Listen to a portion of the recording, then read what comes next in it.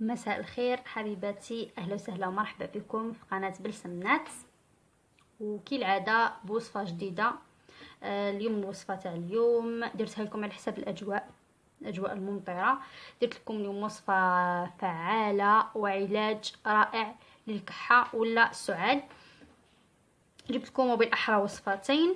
الوصفه تاع اليوم نحتاج فيها بصله صغيره، ونحتاج فيها سكر. وين راح سكر؟ ها السكر. البصله، شوفوا معايا البصله قطعوها مار الصغار بهذا الحجم. انا كنت قطعتها شرائح فما نبقاش نقشر معاكم ويطول الفيديو بلا فايده. نقطعوها مارصه، بصله صغيره برك.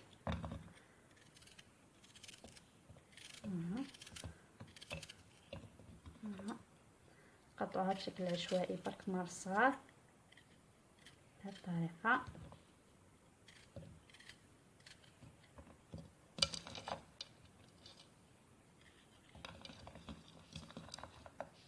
على بالي الجو هذا راهو اغلب العباد راهم في حاله بالسعله، يعني هاد الوصفات انا جربتهم في الزوج تاعي، كان مرض الايامات اللي فاتوا، وهذو هما الوصفتين اللي استفاد منهم. نجيبوا بلاره نحطوا البصله تاعنا داخل.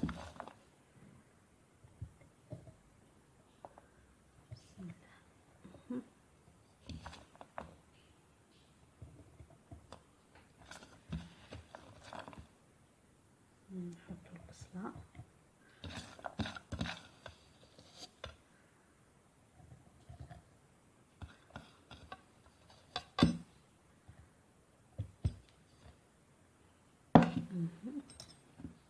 شوفوا البصله، الكميه تاع البصله قلت لكم بصله صغيره هكذا برك ماشي كبيره بزاف بهالطريقه. ونحطوا عليها السكر. بسم الله، مغرفه صغيره، 2 مغارف، 3 مغارف، انا كيلتهم 3 مغارف صغار. خلطي الوصفه تاعك مليح،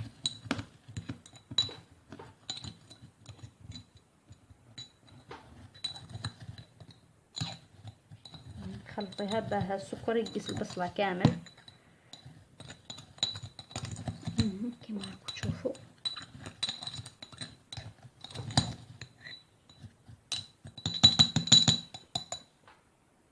بهذه الطريقه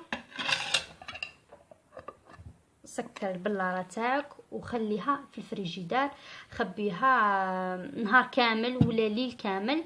الحاصل خليها 12 ساعه فما فوق.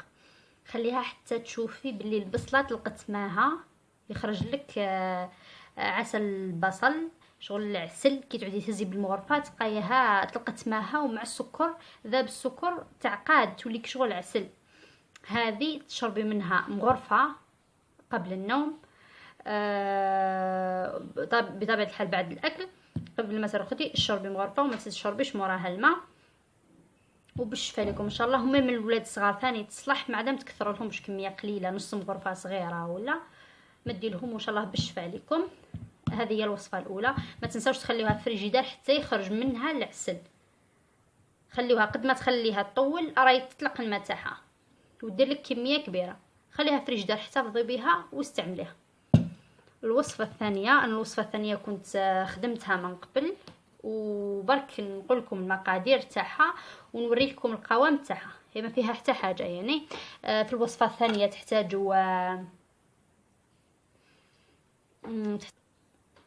تحتاجوا فيها حلوه الترك او الشاميه. تجيبوا باطه هذيك اللي تتباع في الاسواق الجزائريه، هذيك اللي دوري من تحت، هذيك تلقايها كي تفتتيها تفتت، ما تلقاهاش فيها شغل تبان فيها سلوك شغل، لا تلقاها تفتت. انتي حطيها في صحن ولا بلاره ولا، وفتتيها مليح قاعدي تفت فيها بالمغرفه مليح، وحطي عليها الزيت. حطي الزيت بالشوي، حطي مثلا مغرفه زيت وخلطي زيت الزيتون بطبيعه الحال. وحركي حركي حركي مليح وشغل معسي ذيك الشاميه به الحبيبات هذوك يذوبوا. وقاعد يحركي وحطي الزيت حتى تحصلي على هذا القوام. شوفي ها، هذه اصلا مش محركه مليح يعني نزلت فيها حبيبات. انتي قاعدة حركيها مليح حتى تولي قوام كريمي كيما هكا. ان شاء الله برك تكون واضحه قدامكم، ما عرفتش كيف نوريلكم. شوف ها، قلنا حلوه الترك. وحطي زيت الزيتون، ضيفي زيت الزيتون بالعقل، ما تكثرش زيت الزيتون باه ما تجيكش جاريه. حطي مثلا مغرفه وحركي حركي حركي حركي مليح وشوفي القوام كيف هيكون. زيدي حطي. هذا هو القوام. الوصفه هذه كي تبريباريها كلي منها في الليل قبل النوم، وكولي 2 مغارف 3 مغارف مش حتضرك اصلا، حلوه. مام الولاد الصغار تعجبهم يعني ما يحسوش ذاك الذوق تاع زيت الزيتون. عبالنا الولاد يكرهوا زيت الزيتون، انتي مع حلوه الترك لقاو حلوه. انا بنتي صغيره تموت عليها. هكذا. وكولي منها قلت لك 2 مغارف 3 قبل النوم. وما تشربيش الماء بطبيعه الحال، الماء وزيت الزيتون هكي على بالك تولي الكريستوما. ما تشربيش طول الماء من بعد الوصفه. وان شاء الله ربي يجعل لكم الشفاء ويشفي كل المسلمين ان شاء الله. هذه هي الوصفه تاع الكحه والسعال. قلنا الوصفه تاع حلوه الترك ووصفه البصل والسكر. ان شاء الله تستفادوا منها يا ربي، وربي يجعل لكم الشفاء كما قلت. واذا عجبكم لا فيديو ما تنسونيش بليجام، وما تنساوش تشتركوا في قناتي ان شاء الله باه تكبر القناه تاعي مازالت صغيره. وان شاء الله كل يوم نجيب لكم جديد والوصفات اللي تستفادوا منها. ودوكا نبقى لي نقول لكم غير بقاو على خير ودمتم في رعايه الله وحفظه، والسلام عليكم ورحمه الله تعالى وبركاته.